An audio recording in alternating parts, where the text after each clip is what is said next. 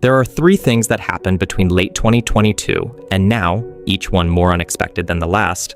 Sir!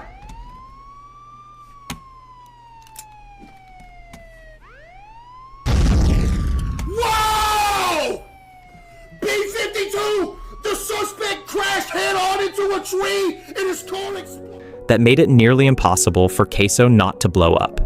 In just 2 years, he went from making a fresh Twitch account with 0 followers to streaming in front of 65,000 people. That's not just growth, it's a phenomenon. So how does someone go from being completely unknown to leading one of the most creative, wholesome, and supportive communities Twitch has ever seen? Well, it started with a single sentence, a simple moment in a quiet car ride when someone who mattered looked at CaseOh and said, "Why don't you give streaming another try?" That moment wasn't dramatic.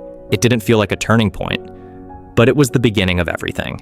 Because behind that one sentence was something CaseOh hadn't felt in a long time: belief. It wasn't that he lacked the desire to stream. In fact, CaseOh had wanted to do this for years.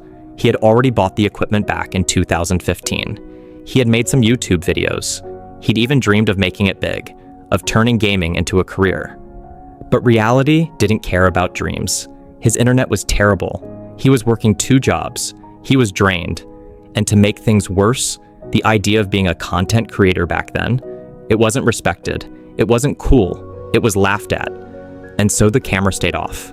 The gear gathered dust. And the dream went quiet.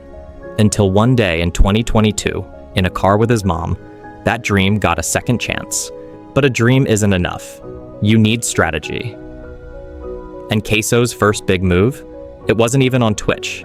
He didn't go live and hope for the best like most streamers do. He didn't expect anyone to find him in a sea of faces at the bottom of Twitch's directory. No, he started where people could actually see him. TikTok. 2K had just dropped, and CaseOh posted 3 short, funny clips pretending to be streaming the game. They were sharp, self-aware, and perfectly timed. TikTok's algorithm, hungry for 2K content, picked him up overnight.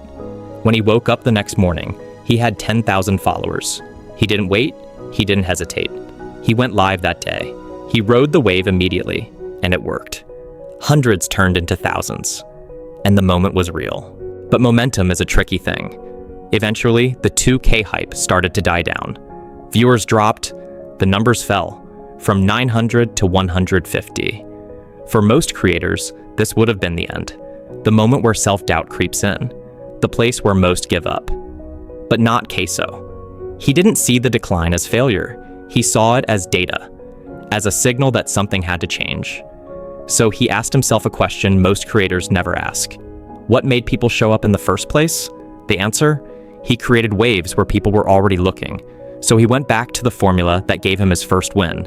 I feel like out of everybody that's ever played this game, like 2% of the people can actually beat it. New game, fresh content, short-form discoverability. And that's when Hogwarts Legacy came out. CaseOh made a single Hogwarts TikTok. It went viral. Again. This time, he didn't just get a bump in views, he got a new identity. No longer was he just the 2K guy. This was bigger, more open. Suddenly, he wasn't stuck in one lane. He was free to explore any game, any idea. That pivot might sound small, but it changed everything. He wasn't boxed in anymore. This is what happened when CaseOh was in a car alone. Well, sir, maybe you step out of the car and we see if you've been drinking. He became a creator who followed his instincts, not trends, and people followed him. But even with all that strategy, even with the pivots, none of it would have mattered without one thing: how he made people feel. Yo, I can't lie, that one's kind of funny. Yo, ban him anyway! CaseOh was never the guy roasting others for laughs. He was the joke, in the best way. Imagine getting hit off! His most viral clips are him getting clowned on, like the one where someone jokes about a support beam breaking under him mid-jump. CaseOh doesn't lash out. He doesn't get mad. He laughs, leans in, plays along, because he knows, when you drop your walls, the audience drops theirs too. That's when community forms. That's why people in chat can call him dumb and laugh. But if someone outside the community said it, they'd get chewed out instantly. It's not about the insult, it's about belonging. And CaseOh built a place where people feel safe, laughing, connecting, and being themselves. But none of this was supposed to happen.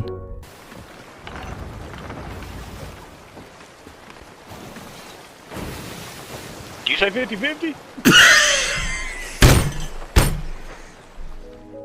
CaseOh could have ignored that moment in the car, could have shrugged it off, could have stayed in his routine, working jobs he hated, keeping his dream locked away. Instead, he took one tiny spark and turned it into a wildfire. He opened himself up, stayed kind, even when things got big, and stayed vulnerable, even when others would have put up walls.